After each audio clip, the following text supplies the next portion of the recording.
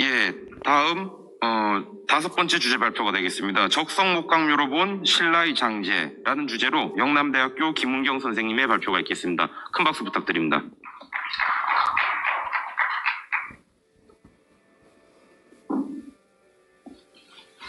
안녕하십니까.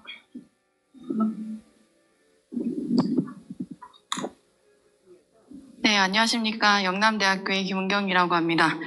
자, 저는 적성목강묘로 본 신라의 장제라는 주제로 발표를 하게 되었습니다. 근데 다 아시다시피 이 장제라는 어떤 그 의뢰에 대한 이 측면을 고분에서 출토된 유물을 가지고 복원하는 건 굉장히 힘든 작업입니다. 그렇기 때문에 아직은 연구돼야 될 부분들도 많고 보다 선명해질 필요가 있다고 생각을 합니다.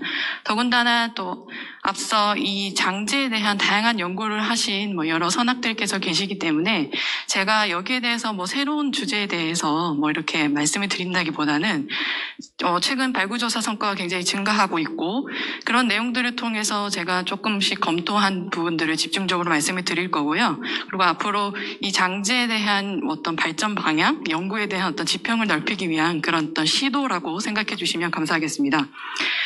자, 목차는 이렇습니다. 결국 적성목강묘에서 이루어지는 의뢰는 굉장히 다양하게 이루어지고요. 또 그런 것들이 굉장히 짧은 시간 내에 급격히 이루어지는 그런 특징을 보입니다. 그래서 저는 그런 것들을 어떤 재편과 다양화라는 개념으로 한번 생각을 해봤습니다.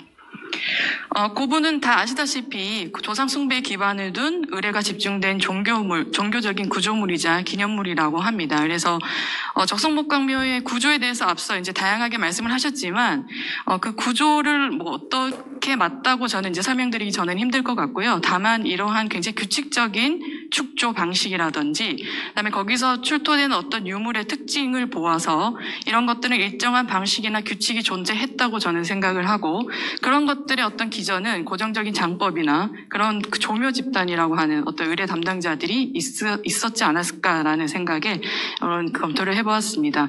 결국 이런 거대한 토목 건축물을 축조하기 위해서는 중앙 권력의 존재가 필요한 것이고 또 굉장히 분업화된 전문화 사회였기 때문에 이런 고분의 축조와 그 안에 들어가는 수많은 부정품들이 부정된 것이 아닌가라고 생각을 합니다.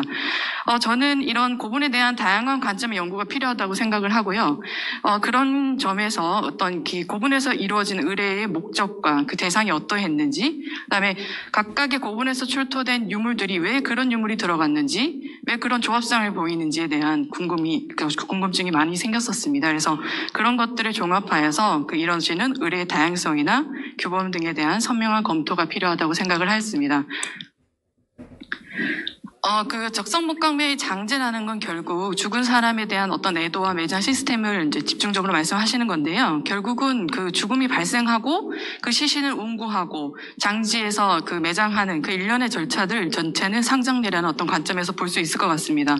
신라도 역시 그 신분과 지위 시스템에 관한 정리화된 의뢰 진행됐을 거라고 생각을 하고 이런 것들은 고분의 구조와 부정된 유물의 종류와 부정 패턴을 통해서 알 수 있다고 생각을 합니다. 근데 다만 지금 우리 현대 시각으로 고분에서 출토된 유물을 보는 것은 굉장히 1대1로 적용하기 어려운 부분들이 굉장히 많습니다. 더군다나 세계적으로, 시기적으로, 또 지역적으로도 굉장히 다양한 장법들이 이루어지고 있기 때문에 그런 것들은 결국 종교적 관행이라는 필터를 통해서 파악이 가능할 것이고 지금의 우리 시각으로 보기에는 굉장히 오류도 많고 아직까지 해석해야 될 부분이 많다고 생각을 했습니다.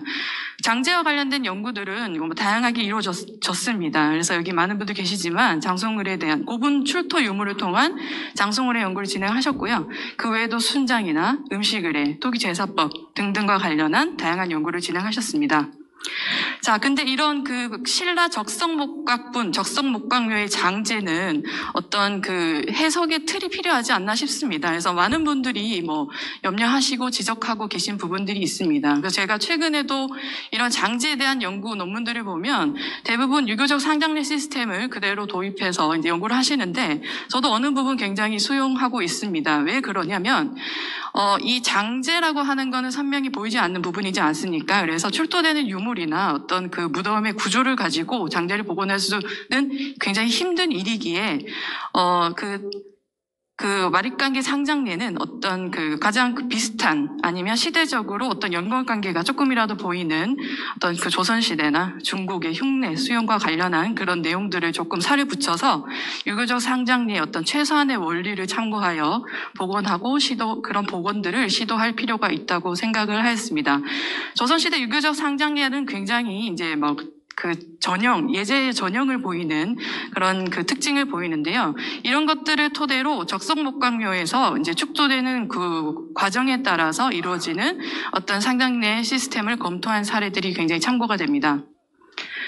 그 축조 공장은 물론 아까 계속 이제 구조와 고분의 축조 과정에 대해서 많은 이견이 이제 있어 왔는데요. 물론 이제 순서의 어떤 그 선후관계가 좀 다를 수도 있겠습니다만 묘지를 선정을 하고 또 여기에 호석부와 봉토부를 설치를 하고 목각을 설치하고 그다음 하관이 이루어지죠. 석단을 조성하고 부장이 이루어집니다. 그다음 다음에 봉토를 성토하고 난 다음에는 호석 주변에 잔자갈이 설치되고 거기에 최근에 연구가 된 이제 그 수많은 대호를 비롯한 다양한 의뢰용 유물들이 설치가 됩니다.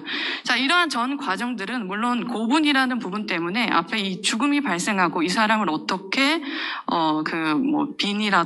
빈이라든지 염이라든지 습은한 그런 과정들은 지금 여기서는 알 수 없지만 어쨌든 그런 모든 과정을 포함한 상장례를 봤을 때는 결국 분리 전이 통합이라고 하는 우리 통과 의뢰의 한 부분을 우리가 참고를 해볼 수 있을 것이고요. 일부 강윤서 선생님께서 분리의뢰, 장송의뢰, 조상제사라는 구분을 하신 바 있습니다. 자, 그래서 적성목강묘 축조 과정에서는 각 단계마다 다양한 유물이 확인이 되고 있고 그걸 저는 어떤 각각의 의뢰 개념으로 살펴보았습니다. 축조 과정은 다음과 목관이나 부장칸, 내곽, 그 다음에 외곽, 적석부, 봉분, 호석 등 다양한 부분에서 확인이 되고 있고요. 거기서 이제 출토되는 유물들은 무기, 마구류, 토기류 굉장히 다양하고 굉장히 다 중복되는 양상을 보입니다. 이제 그런 것들은 크게 이제 갈래를 따져보면 피장사 소유품이나 신앙 관련 유물, 의뢰용품, 음식 공원품 등으로 구분을 해 볼 수 있을 것 같습니다. 저는 이제 그 박사학위 논문에서 이런 것들을 유형화를 한번 해보았습니다. 앞서 강윤선 선생님, 김 교수님 비롯해서 굉장히 다양한 의례적 성격을 검토를 하셨고 그런 내용들을 제 선에서 한번 분류하고 검토해 보아서 1류형에서 6류형으로 구분을 했는데 과연 이러한 의례라는 부분을 유형화할 수 있는가에 대해서도 저도 아직까지는 좀 회의적인 입장이 있습니다만 결국 이러한 축조 과정에서 이루어지는 의례의 전체적인 틀을 한번 살펴보기 위해서는 부득이하게 유형화하고 거기서 출토되는 유물들의 어떤 특징을 갈라내서 한번 구체적으로 선명하게 살펴봐야 될 필요가 있다고 생각을 하였습니다. 그래서 지금 시간 관계상 여러 자료들을 제시할 수는 없고요. 그래서 계속 지금 이야기되고 있는 황남대충 남분과 그다음에 경제연구소에서 발굴조사한 쪽센 자료들을 대상으로 각각의 출토 유물들의 어떤 특징들을 한번 살펴보았습니다. 황남대충 남분입니다. 다 아시다시피 유물 부장계, 바닥, 석단, 곽상부, 적석부, 봉토에서 다음과 같은 다양한 유물들이 확인되고 있고요. 이 중에서 제가 집중하고 싶은 부분들은 유물 부장계에 부장된 각종 용기류들의 어떤 특징들이고요. 그 다음에 바닥에서 확인되는 주칠, 석단에서 확인되는 다양한 유물들을 각각의 어떤 의뢰 과정에 대해서 살펴볼 수 있지 않을까라고 생각을 하고 있습니다. 자, 쪽센 B2호 같은 경우에는 바닥에서 주칠이 확인되고 또 유물 부장칸과 적석부, 봉토, 호석 외부에서도 이러한 유물들이 확인됩니다. 도면이 조금 흐릿할 수도 있는데 양해 부탁드리겠습니다. 쪽센 B3호 역시 유물 부장칸과 바닥, 곽상부, 봉토, 호석 외부에서 이러한 유물이 특징적이고요. 다양한 유물들이 확인이 되고 있습니다만은 일단은 요 구체적인 사례는 다음에 제가 또 말씀드리도록 하겠습니다.